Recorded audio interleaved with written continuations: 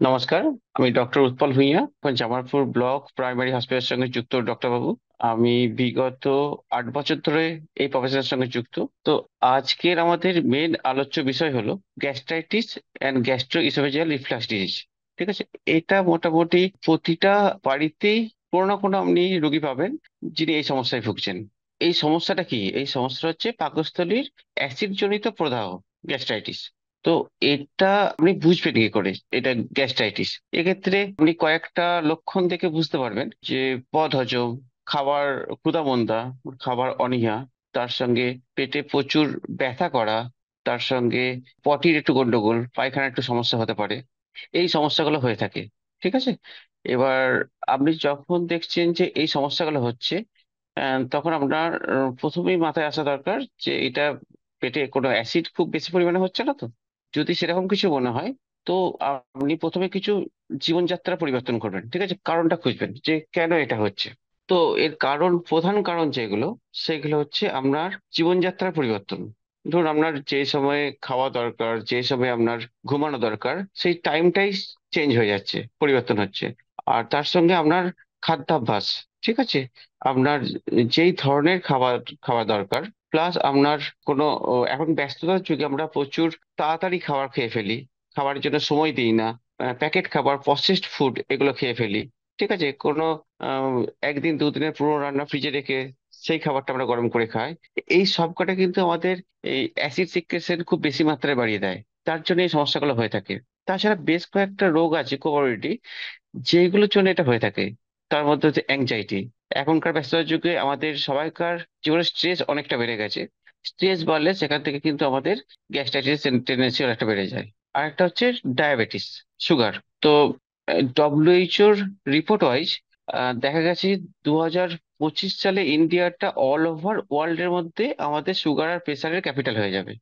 মানে বুঝতেই পারছেন আমাদের ইন্ডিয়াতে সুগারের পেশেন্ট মানে দ্রুতভাবে বাড়ছে।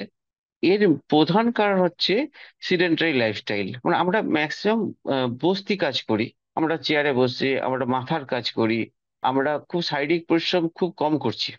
এর জন্য সুগারটা বাড়ছে। যত স্ট্রেস বাড়ছে তত কিন্তু আমাদের মধ্যে কিছু নেশা করে ফেলছি আমরা, যেমন স্মোকিং, মদ খেয়ে ফেলছি, ড্রিঙ্ক করছি খুব বেশি মাত্রায়, হার্ড ড্রিঙ্ক। তো এই নেশা দ্রব্যগুলো, স্মোকিং বা অ্যালকোহল ইনটেক, তার সঙ্গে সুগার, তার সঙ্গে আমাদের ওবেসিটি, আমরা হাইটের তুলনায় খুব বেশি আমাদের পেটের দিকটা বেড়ে যাচ্ছে, খাদ্যাভ্যাস, জীবনযাত্রা, এইগুলো কিন্তু এর প্রধান কারণ। মানে এটা খুব বড়সড় সমস্যা নয়, কিন্তু এই সমস্যাটাকে যদি আপনি ঠিক গুরুত্ব দিয়ে না দেখেন, তাহলে এটা ভবিষ্যতে কিন্তু এটা অনেক বড় আকার ধারণ করতে পারে, অনেক বড় বড় রোগের সৃষ্টি করতে। তাহলে যখন আপনি দেখছেন এই সিমটম গুলো আসছে, আপনি ভাবছেন যে গ্যাস্ট্রাইটিস হতে পারে, আপনি নিকটবর্তী কোনো চিকিৎসকের কাছে পরামর্শ নিন। ঠিক আছে, পরামর্শ নেওয়ার সময় আপনি অবশ্যই আগে জানবেন যে এটা প্রতিরোধ করব কি করে। আগে প্রতিরোধ করাটা খুব দরকার, তা না হলে কিন্তু এটা হতেই থাকবে। ঠিক আছে, এবার তারপরে গেল ট্রিটমেন্ট পাওয়ার, যে আপনি এইটা যেটা হয়ে গেছে সেটা আপনি কি করে তার সুরাহা করবেন। তো প্রতিরোধ করার জন্য যেটা করতে হবে, আমাদেরকে প্রচুর বেশি পরিমাণে জল খেতে হবে। আমাদের গ্রিন লিফি ভেজিটেবল, মানে যেগুলো আমাদের সবুজ শাকসবজি, কীটনাশক ছাড়া, এরকম সবুজ শাকসবজি বেশি করে খেতে হবে। আমাদের সঠিক সময়ে সঠিক পরিমাণে সঠিক খাবার দাবার আমাদের খেতে হবে। তার সঙ্গে রাতের দিকে মিনিমাম 6 থেকে 8 ঘন্টা ঘুম। আর একটু বাচ্চাদের ক্ষেত্রে খেলাধুলা, বড়দের ক্ষেত্রে, এইজন মানুষের ক্ষেত্রে একটু হাঁটা। এই হাঁটার নিয়মটা আমি মোটামুটি বলে রাখি, যেটা ইন্টারন্যাশনালি যেটা অ্যাকসেপ্টেড গাইডলাইন, সেটা হচ্ছে আমাদেরকে মোটামুটি 40 মিনিট হাঁটতে হবে। মানে 20 মিনিট আপনি হেঁটে যাবেন, 10 মিনিট কোথাও একটা রেস্ট নেবেন বা একটু এক্সারসাইজ করলেন, আর 10-20 মিনিট হেঁটে ব্যাক করলেন। এই 20-20-40 মিনিটে আপনাকে নিয়ার অ্যাবাউট 4 কিলোমিটার হাঁটতে হবে। দেখা গেছে এতে যে আমাদের ক্যালোরি, শরীর থেকে যে আমাদের শক্তিটার ক্ষয় হয়, সেটা আমাদের ওজন অনেকটা কমিয়ে দেয়, সেটা আমাদের গ্যাস্ট্রাইটের টেন্ডেন্সি অনেকটা কমিয়ে দেয়। ঠিক আছে, মানে আপনাকে রেগুলার একটা এক্সারসাইজের হ্যাবিট রাখতে হবে, সেটা সপ্তাহে অন্তত মিনিমাম 5 দিন। হয়ে গেল। রাত্রে 6 ঘন্টা থেকে 8 ঘন্টা ঘুমানোটা খুব দরকার। এবার এটা গেল আপনার লাইফস্টাইলের উপরে। তাছাড়া কিছু জীবাণু আছে যেটা আমাদের এই গ্যাস্ট্রাইটিস টেন্ডেন্সি বাড়িয়ে দেয়। তার মধ্যে প্রধান জীবাণুটা হচ্ছে এক ধরনের ব্যাকটেরিয়া, তার নাম হচ্ছে এইচ পাইলোরি বা হেলিকোব্যাক্টার পাইলোরি। এবার আপনি বলবেন যে এই ব্যাকটেরিয়াটা কোথা থেকে আসছে। ব্যাকটেরিয়াটা আমাদের অন্ত্রে সংক্রমণ হওয়ার মেন কারণ হচ্ছে আমাদের মানে ঠিক আমরা পরিষ্কার পরিচ্ছন্নতা মেনটেন করছি না, আমাদের খাবার বা জলের মাধ্যমে এটা ঢুকছে। ঠিক আছে, ঢোকার পর ওটা আমাদের অ্যাসিডিক মিডিয়ামে একটা গ্রোথ হচ্ছে, আরো বেশি পরিমাণে ব্যাকটেরিয়া তৈরি হচ্ছে। সে আস্তে আস্তে প্রচুর অ্যাসিড সিক্রেশন করছে। সেটা এবার ওই অ্যাসিডটা এবার পাকস্থলী যা ক্ষতি করার সেটা করছে। তাহলে ব্যাকটেরিয়াকে নির্মূল করার জন্য আমাদের একটা এত বড় একটা অ্যান্টিবায়োটিকের কোর্স দিয়ে থাকেন। ফুল কোর্সটা আপনাকে কমপ্লিট করতে হবে। মানে ইভেন আপনি ফুল কোর্স কমপ্লিট করলে এটা নিশ্চিন্ত নন যে এইটা এখন ভালো হয়ে গেল তো রেস্ট অফ দ্য লাইফ পুরো সারা জীবনের জন্য ভালো হয়ে গেল।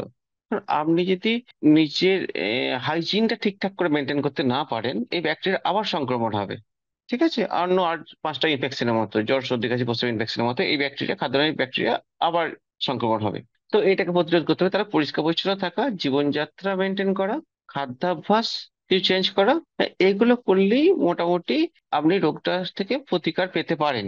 ঠিক আছে, কিন্তু যেটা ঘটে গেছে সেটা ট্রিটমেন্ট করবেন কি করে, সেটা চিকিৎসা পদ্ধতি হচ্ছে যে অ্যাসিড প্রচুর পরিমাণে আমাদের সিক্রেশন হয়েছে, তারা সেটাকে অ্যান্টাসিড গ্রুপের কিছু ওষুধ দিয়ে সেটাকে নিউট্রালাইজ করা যেতে পারে, প্রতিহত করা যেতে পারে, যাতে ওটা ভবিষ্যতে ক্ষতি না করে আমাদের খাদ্যনালীর বা বিশেষ করে পাকস্থলীর ভেতরের যে পাতলা মিউকাস মেমব্রেনের স্তরটা আছে ওটা ওর ক্ষতি না করে। আর অ্যাসিড যাতে সিক্রেশন না হয় তার জন্য কিছু প্রোটন পাম্প ইনহিবিটর আর কিছু H2 ব্লকার দেওয়া যেতে পারে। সেটা আপনার আর পাঁচটা কি রোগ আছে, আপনার বয়স, আপনার ওজন ওয়াইজ আপনার ডাক্তারবাবু নির্ধারণ করে দেবেন। ঠিক আছে, এবার আপনি হয়তো ঘুরিয়ে প্রশ্ন করবেন যে আপনি বলছেন এখান থেকে বড় কোনো সমস্যা হতে পারে। হ্যাঁ, একদমই একদমই বড় সমস্যা হতে পারে। সমস্যা হচ্ছে আপনি যদি ক্রনিক্যালি কয়েক মাস বা কয়েক বছর ধরে আপনি এই গ্যাস্ট্রাইটিসের সমস্যায় ভোগেন, তাহলে প্রচুর বেশি মাত্রায় যে অ্যাসিডটা বেরোচ্ছে সেটা পাকস্থলীর ভেতরে মিউকাস মেমব্রেনটা আস্তে আস্তে ক্ষয় করছে। সেটা ভেতরে মাসেল লেয়ার ইভেনকি ব্লাড ভেসেল রক্তনালিকা পর্যন্ত চলে যাচ্ছে। ওখান থেকে কিন্তু আমাদের একটু একটু করে রক্তক্ষরণ হচ্ছে। সেইটা ওখান থেকে ক্ষরণ হয়, আমাদের উপর দিকে রক্ত বমি অনেক সময় হয়ে যায়, অনেক সময় কালো কালো রঙের পায়খানা হয়ে যায়। ঠিক আছে, তাহলে আমরা এটা করলে গ্যাস্ট্রিক আলসার। তো আলসার অবশ্যই একটা খুব সিরিয়াস রোগ, কারণ একটু একটু করে শরীরে রক্ত কমে যায়, রক্ত কমে গেলে শরীরে আর বিভিন্ন অর্গান ঠিকঠাক করে রক্ত পায় না, তো সেগুলো ফাংশন ঠিক মতো করতে পারে না। আর একটা হচ্ছে অ্যাসিডটা অনেক সময় আমাদের শুধু স্টমাকের মধ্যেই, এই পাকস্থলীর মধ্যে সীমাবদ্ধ থাকে না, এটা উপর দিকে রিফ্লাক্স হতে থাকে, যেটাকেই বলছে গ্যাস্ট্রো ইসোফেজিয়াল রিফ্লাক্স ডিজিজ। এই যে উপর থেকে রিফ্লাক্স হচ্ছে, আমাদের খাদ্যনালীর নিচের পাটে একটা ভালভ বা স্ফিংক্টার থাকে। ঠিক আছে, সেটা নর্মালি কিন্তু ঠিক মতো সংকোচন প্রসারণ হয় যাতে অ্যাসিডটা রিফ্লাক্স হতে না পারে। ঠিক আছে, এবার যখন খুব বেশি মাত্রায় আমাদের অ্যাসিড সিক্রেশন হচ্ছে, সেটা কিন্তু ওই স্ফিংক্টারটা ক্রস করে আমাদের ইসোফেগাস বা খাদ্যনালীর উপরের পাটটায় চলে আসছে, যেখানে কিন্তু ওর থাকার কথা নয়। তো এইটা এখানে ফরেন বডির কাজ করছে, ওই অ্যাসিডটা কিন্তু তার ভিতরে যে মিউকাস মেমব্রেনটা তাকে ক্ষতিগ্রস্ত করছে, যেটাকে ইসোফ্যাজাইটিস বলে থাকি। তখন সেটা আপনারা বুঝবেন কি করে যে গ্যাস্ট্রাইটিস কখন বুঝবো আর গ্যাস্ট্রাইটিস রিফ্লাক্স ডিজিজ কখন বুঝবো? যখন দেখবেন যে আপনার, অনেকে বলেন যে পেট বুক জ্বালা করছে। ঠিক আছে, পেটে ব্যথা করছিল জ্বালা করছিল সেটা গ্যাস্ট্রাইটিস। যখন পেট বুক জ্বালা করছে তখন সেটা নিশ্চয়ই অ্যাসিডটা উপর থেকে উঠে আসছে, এক নম্বর। দু নম্বর হচ্ছে রাত্রে শোয়ার কিছুক্ষণ পর, আধ ঘন্টা এক ঘন্টা পর কাশি শুরু হলো, আপনি একটু জল খেলেন বা অন্য কোনো ওষুধ খেলেন, উঠে বসলেন, একটু কমে গেল। তাহলে ওইটা কি উপরে এসে ভোকাল কর্ডে টাচ করছে, কাশি শুরু হচ্ছে। এই কাশি কিন্তু ক্রনিক্যালি অনেকদিন ধরেই হচ্ছে, শুকনো কাশি। তার সঙ্গে কি হচ্ছে, তার সঙ্গে হচ্ছে আপনার গলার স্বর অনেক সময় কি হয়, বসে যায়, একটা ফ্যাস ফ্যাসে গলার স্বর শুরু হয়ে যায়। ঠিক আছে, যখন এই গলার স্বরের পরিবর্তন হচ্ছে, তখন আরো কয়েকটা রোগের সঙ্গে সঙ্গে আপনি এটা ভাববেন যে আপনার নিশ্চয়ই অ্যাসিডটা রিফ্লাক্স হচ্ছে। তাহলে কি হচ্ছে, পেট বুক জ্বালা করা, গলার স্বর বসে যাওয়া, অনেক দিন ধরে শুকনো কাশি হওয়া রাত শোবার কিছুক্ষণ পরে। আর তার সঙ্গে অনেকে বলেন মুখে একটা তেতো ভাব, টক টক ভাব চলে আসছে, যেহেতু ওই অ্যাসিডটা একদম আমাদের মুখ পর্যন্ত এসে ওই টক ভাবটা আমাদের হয়। ঠিক আছে, অনেক ক্ষেত্রে বুকে ব্যথা হয়, সেক্ষেত্রে বুকের এমন জায়গাটায় ব্যথা হয়, হার্ট অ্যাটাকের, আমাদের যদি হার্টের কোনো সমস্যা, হার্টের কোনো অ্যাটাক করে, সেক্ষেত্রে যেই পজিশনটায় ব্যথা হয় ঠিক সেম জায়গায় এই ব্যথাটা হয়। তো এক্ষেত্রে বোঝা খুব সমস্যা হয়ে যায় যে এটা হার্ট অ্যাটাকের ব্যথা না আপনার অ্যাসিডটা উপর দিকে রিফ্লাক্স হয়ে তার ব্যথা করছে। সুতরাং এটা কোনোটাকেই কিন্তু হালকাভাবে নেবার কিছু নেই। আমরা যদি এরকম কোনো সমস্যা হয়, যদি গলার স্বর বসে যায়, এটা গ্যাস্ট্রাইটিস সঙ্গে আরো একটা সমস্যা হয়, সেটা ডাক্তারবাবু ভালো বুঝতে পারবেন। যদি আপনার কাশি হয়, যদি আপনার পেট বুক জ্বালা করে, যদি আপনার বুকে ব্যথা করে, যদি আপনার ঢোক গিলতে অসুবিধা হয়, যে ডিসফেজিয়া বলে থাকে, তাহলে অবশ্যই কিন্তু নিকটবর্তী ডাক্তারবাবুর সঙ্গে যোগাযোগ করুন। ঠিক আছে, এবার আপনাকে কিন্তু দেখতে হবে আপনি অ্যাসোসিয়েটেড আপনার কোনো অন্য কোনো রোগ আছে কিনা। ঠিক আছে, যেমন আমি বলছি সুগার প্রেশারের কোনো সমস্যা, আপনার পটির কোনো সমস্যা আছে কিনা, রেগুলার পায়খানা ক্লিয়ার হচ্ছে কিনা, এটা দেখা খুব দরকার। ঠিক আছে? তো সুগার প্রেশারের জন্য মেন যেটা হয়ে থাকে হচ্ছে রোগ, সুগার রোগটা সেলফ নিজে থেকেই গ্যাস্ট্রাইটিস করে। আর 2 নম্বর হচ্ছে এর জন্য আমরা কিছু মেডিকেশন নেই, সেই মেডিকেশনের সাইড এফেক্টের জন্য গ্যাস্ট্রাইটিস হয়ে থাকে। সুতরাং আপনাকে সিমটমটা ডাক্তারবাবুকে বিশদভাবে বলতে হবে, নাহলে ডাক্তারবাবু বুঝে উঠতে পারবেন না যে আপনাকে কোন ধরনের ওষুধ দেওয়া যেতে পারে, কি ধরনের এক্সারসাইজ বা খাদ্যাভ্যাস চেঞ্জ করা যেতে পারে। ঠিক আছে? এবার আপনার এই গ্যাস্ট্রাইটিসের, এর আগে গেল গ্যাস্ট্রাইটিসের ট্রিটমেন্ট, এবার গ্যাস্ট্রাইটিস রিফ্লাক্সের জন্য আপনি কি করতে পারেন। আপনি যেটা করতে পারেন যে, প্রথম কথা হচ্ছে সেম জিনিস, আপনার এক্সারসাইজ, আপনার কোনো নেশা কিছু করে থাকলে ধূমপান মদ্যপান থেকে বিরত থাকতে হবে। তার সঙ্গে জল, শাকসবজি, আপনার খুব নিউট্রিয়াস খাবার ঠিক মতো খেতে হবে। স্ট্রেসটা কমাতে হবে আপনাকে। আহ একটু রাত্রে ঘুমটাকে অন্তত 6 থেকে 8 ঘন্টা পর্যাপ্ত পরিমাণে দিতে হবে। হয়ে গেল। আর তার সঙ্গে আপনাকে যেটা করতে হবে, এক ধরনের কিছু ওষুধ পাওয়া যায় যেগুলো ওই অ্যাসিডটার উপরে একটা র্যাপ বা শিল্ডের মতো একটা আস্তরণ ফেলে দেয়, যাতে ওই অ্যাসিডটা আপনার খাদ্যনালীর উপরে পাটটায় না আসতে পারে। এখন কিছু সার্জিক্যাল টেকনিক বেরিয়েছে যেটা ওই স্ফিংটারের টোনটা বাড়িয়ে দেয়। ঠিক আছে? স্ফিংটার টোনটা বাড়িয়ে দিয়ে স্ফিংটারটাকে সবসময় বন্ধ রাখার চেষ্টা করে, যাতে উপর থেকে উঠে আসতে না পারে। তো আমি 8 বছর ধরে একটা হসপিটালের সঙ্গে যুক্ত। আমি যত পেশেন্ট দেখি তার মধ্যে প্রায় 70% পেশেন্ট, প্রায় 70% পেশেন্ট কিন্তু এই রোগে ভুগছে। ঠিক আছে? হঠাৎ করে এত বেশি মাত্রায় মানুষ এই রোগে ভুগছেন কেন? তাহলে বুঝতে হবে আমাদের মধ্যে অনেক কিছু ডেফিনেটলি চেঞ্জ হয়েছে। আগেকার থেকে আমাদের জীবন ধারণ নিশ্চয়ই চেঞ্জ হয়েছে। তার মানে এইটা মডিফাইবল ডিজিজ, এইটা আপনি মডিফাই করতে পারেন। এইটা আর 5টা এমন কোনো রোগ, বাতের রোগ বা অন্য কোনো খারাপ রোগ নয় যে আপনি জিনগত পেয়েছেন বা অটোইমিউন কন্ডিশন, যার জন্য কিন্তু আপনার এটা চেঞ্জ করতে পারছেন না। এটা ম্যাক্সিমাম ক্ষেত্রে, সব ক্ষেত্রে না, ম্যাক্সিমাম ক্ষেত্রে এটা মডিফাইবল ডিজিজ।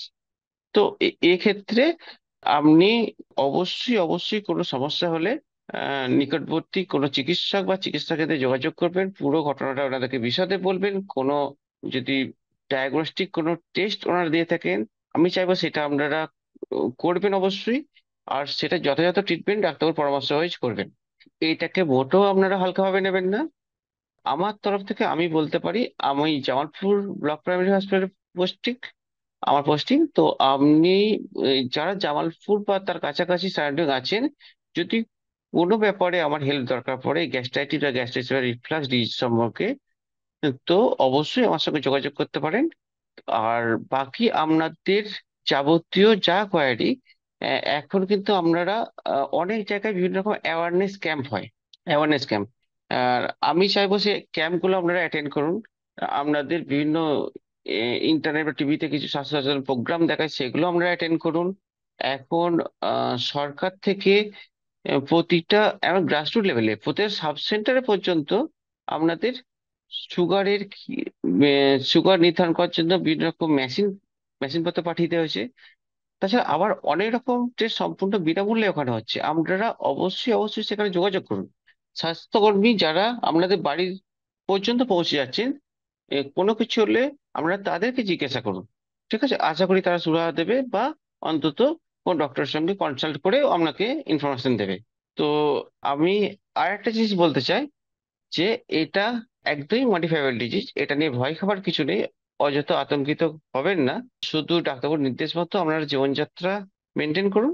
আর তার সঙ্গে যদি কোনো ওষুধ দরকার পড়ে, তার কিছু কোর্স আছে, কোনোটা 2 সপ্তাহ, কোনোটা 4 সপ্তাহ, কোনোটা 8 সপ্তাহ, পুরো কোর্স কমপ্লিট করুন। আশা করি আপনারা অনেক ভালো থাকবেন, আপনাদের জীবন ধারণটা অনেক ভালো করে করতে পারবেন। নমস্কার।